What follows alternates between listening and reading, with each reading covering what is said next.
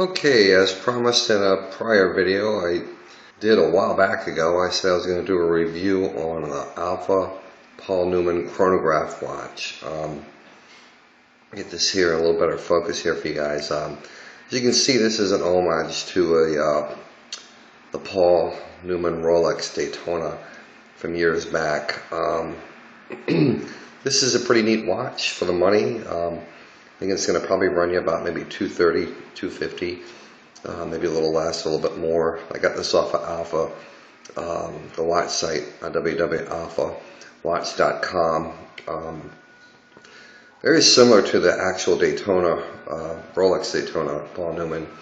Only difference is it's a little bigger. I think the original watch is 36, 37 millimeters, and this is about 39, 40. But not too big. Has a very nice, as you can see, a domed not sapphire, but acrylic crystal. So it does give you the vintage feel, the vintage look. As you can see, it does have the oyster band. It's got the tachymeter, which is fixed around the bezel. It's got the 3 subdials at the 3, 6, and 9 o'clock. As you can see in here, it is the Alpha chronograph manual wind watch. The subdial is marked in red. The center dial is like a flat black, and then the subdials are like a shiny silver, which again gives it pretty much the exact same look as the Rolex Daytona. I had promised a friend of mine who's on my Facebook as well as Watch Geeks and a few other sites I'd do a review on this. This watch is also pretty thick for the size, not too thick. I'd say it's probably between the crystal and the back of the watch. I'd say it's probably about 13, 14 millimeters thick. It's got a really nice chronograph feature here, which I'll start for you.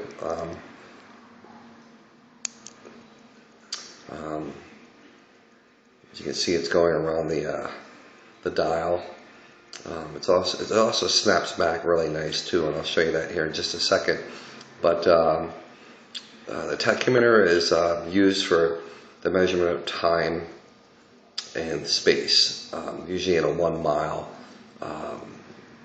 recording for speed. I should say time and speed, but anyway, I won't get into that right now. There are other video reviews on YouTube to show you how to use the tachymeter, but I'll stop this real quick and I'll just snap it back. Again, I apologize, I'm doing this with a cell phone, not a tripod, but as you can see, it snaps back pretty quick. Again, really good watch. Got this off of www.alphawatch.com. The oyster bracelet's almost identical to what the Rolex bracelet would be, and I'll show you that here in just a second. Not real heavy. It's not a really big, bulky watch, but these watches, when they were made back in the day, they weren't really, excuse me for that, they really weren't made for that intention. It's kind of nice to have a watch for about $250 that gives you pretty much the same type of movement that like the Omega Moon. There's really the only watch I can think of at the moment that is a manual wind chronograph. Again, without spending thousands and thousands of dollars. But the time's pretty accurate.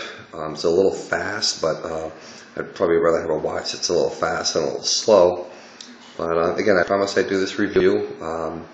You should check out the website if you're interested in getting one of these, because it's a good watch to have in your collection. Kind of replica, but at the same time, a little bit better quality than like a replica you get off of a site that sells Rolex replicas, for example. This has a Chinese seagull movement, which is a really good movement. I actually had an issue with this watch at one point. When I wound it, the mainspring broke, but I'd send it back to Alpha, and it took about 2 months to get it back, but I did get it back, and it works great. They promised a warranty as, they came through on the warranty promise, so I had no issues with that. But again, hopefully anybody who buys one of these won't have that same issue. I probably just overwound it a little bit too much. But again, great watch for the money. www.alphawatch.com. I'm thinking this thing's probably about anywhere between $200 and $250. But for the money, you can't beat it. Hope you enjoyed the review, and you all have a great day. Thanks.